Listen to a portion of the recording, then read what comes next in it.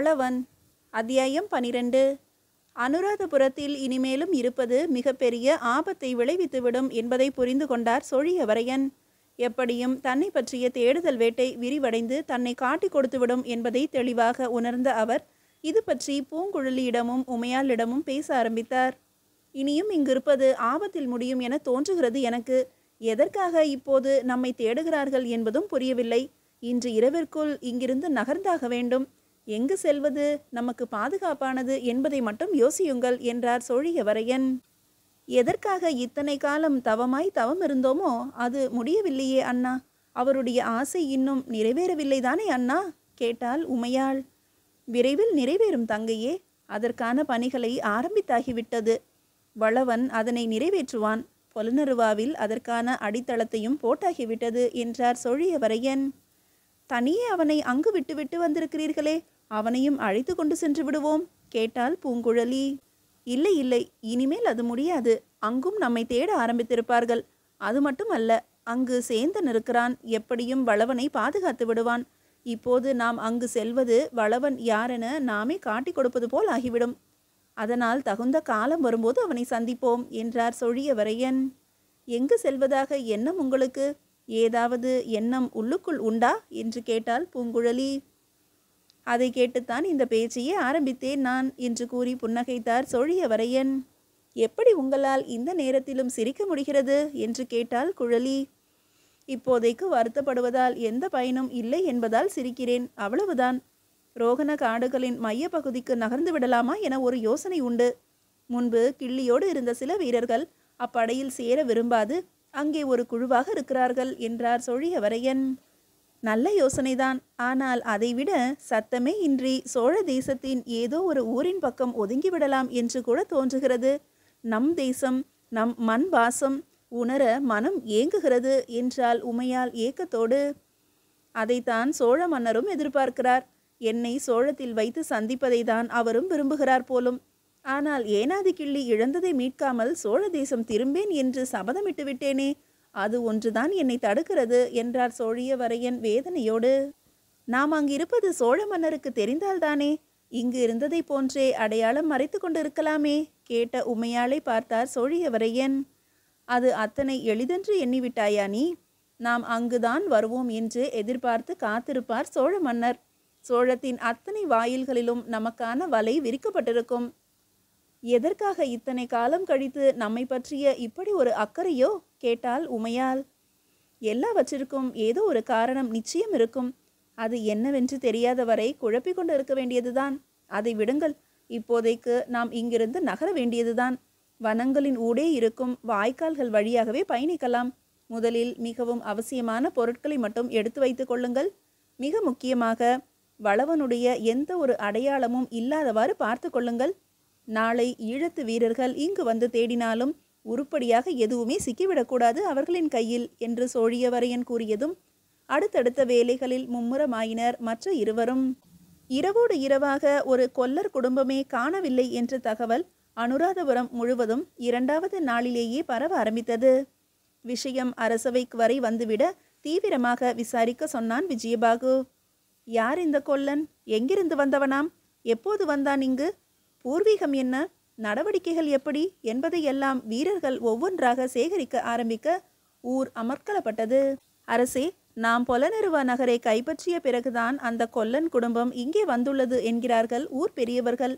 அவனோடு அவனது மனைவியும் தங்கை ஒருத்தியும் தங்கை மகன் ஒருவனும் இருந்ததாக தகவல் என்ற உபதளபதியின் வார்த்தைகள் தனது ஐயத்தை ஊர்ஜிதப்படுத்துவதாய் உணர்ந்தான் விஜயபாகு. அவனுக்கென்று பிள்ளைகள் எதுவும் இல்லையா? நன்றாக விசாரித்தீர்களா? இங்கு வரும்போது அவனது மனைவி உண்டாகித்தான் இருந்திருக்கிறாள். ஆனால் ஏதோ ஒரு சிக்கல், குழந்தை இறந்தே பிறந்ததாம். பெண் குழந்தை என்கிறார்கள் அக்கம் பக்கம் உள்ளோர். அதனாலேயே தனது தங்கை மகன் மேல் மிகுந்த பாசமாக இருந்திருக்கிறான் என்றான் உபதளபதி ஒருவன். தங்கை என்று ஒருத்தி இருந்தாள் எனில் அவளுடைய கணவன் எங்கே? அவனை பற்றிய தகவலே இல்லையா? மணமான ஒரு சில வருடங்களிலேயே இறந்து விட்டானாம் அரசே. ஏதோ கலன்களில் வணிக உதவியாளனாக இருந்தானாம். அவன் இறந்துவிட்ட பின்தான் தங்கையை தனது வீட்டோடு அழைத்து கொண்டு வந்து விட்டானாம் கொல்லன். அப்படித்தான் சொல்லி இருக்கிறான் ஊருக்குள் என்றான் உபதளபதி. இல்லை, அவன் கூறியது அத்தனையும் பொய். சரியாக நாம் போர் முடித்து வென்ற தருவாயில் ஒரு கொல்லன் புதிதாக குடி வருகிறான் இங்கு. அதிலும் நம் தலைநகரான அனுராதபுரத்திற்கே வருகிறான். காரணம், இங்கே நாம் தேட மாட்டோம் எவரையும் என்பது அவனுக்கு நன்றாகவே தெரிந்திருக்கிறது. இங்கு வரவே மாட்டார்கள் என்ற அசைக்க முடியாத நம்பிக்கையோடு நாம் புலனறுவாவிலும் ஈழத்தின் மற்ற பகுதிகளிலும் தேடி அலைந்திருக்கிறோம். இத்தனை காலமாக வெகு எளிதாக நம்மை முட்டாளாக்கி நமது காலடியிலேயே நின்று கொண்டு நம்மை பார்த்து சிரித்து கொண்டிருந்திருக்கிறான். இது தெரிந்ததால் தான் சோழன் அப்படி ஒரு ஓலையை அனுப்பியிருக்கிறான் நமக்கு. விட்டுவிட்டோமே அவனை என கோபத்தில் பல் கடித்தான் ஈழத்து மன்னனான விஜயபாகு. யாரை சொல்கிறீர்கள் அரசே? எவரை விட்டுவிட்டோம்? பதறிப்போய் கேட்டான் உபதளபதி. போர் முடித்த கையோடு ஈழம் முழுமையும் தேடினோமே அந்த ஏனாதி கிள்ளியின் குடும்பத்தை, அவனது மனைவியையும் மகனையும் நினைவிருக்கிறதா?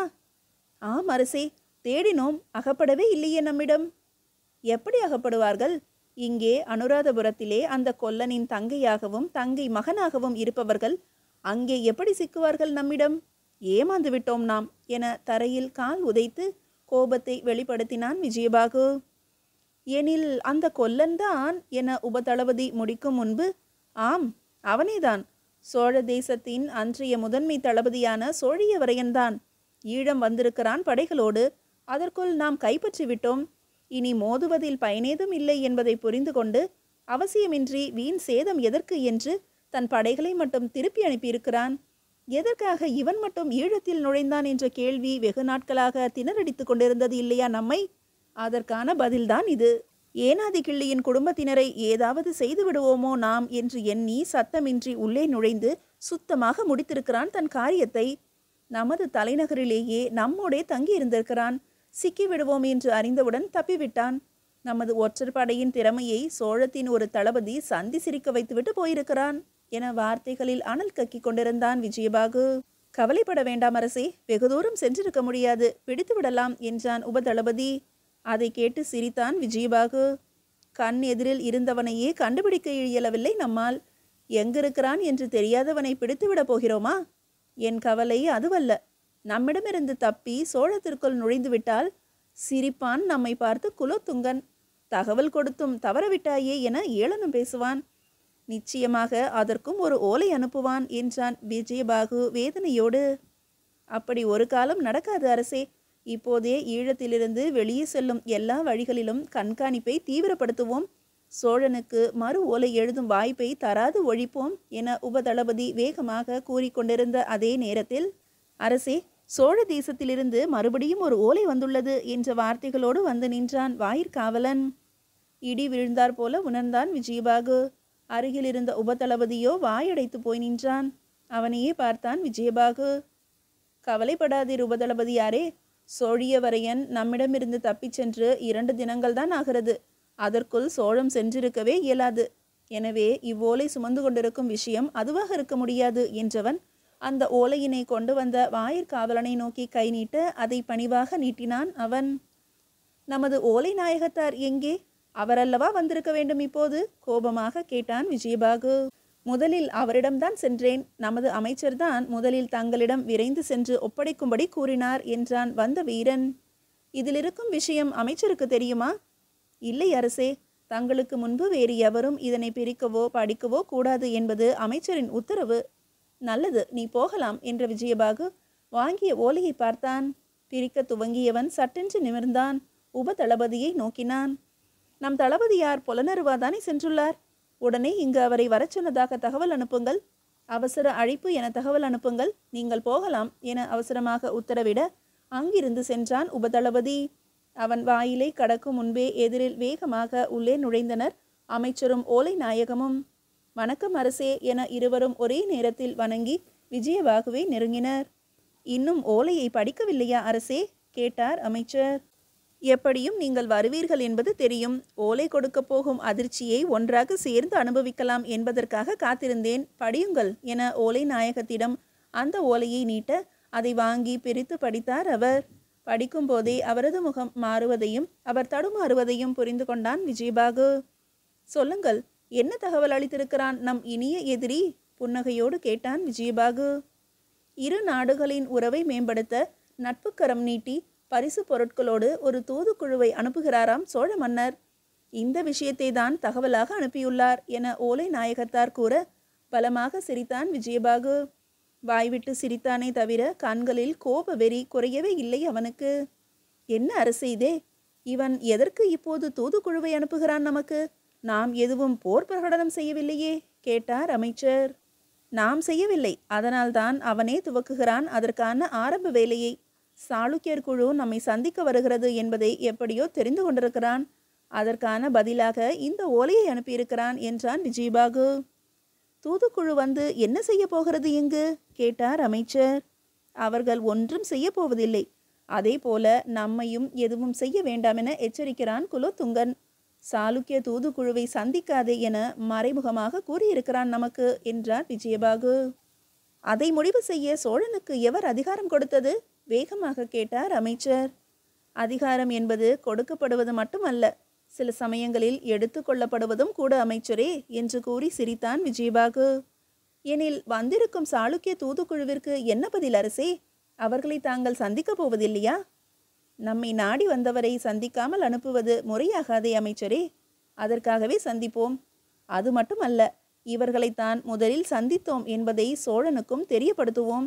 எதை தடுக்க முயல்கிறானோ அதையேதான் செய்வோம் என்பதை அவனிடத்தில் உறுதிப்படுத்துவோம் என்றான் விஜயபாகு.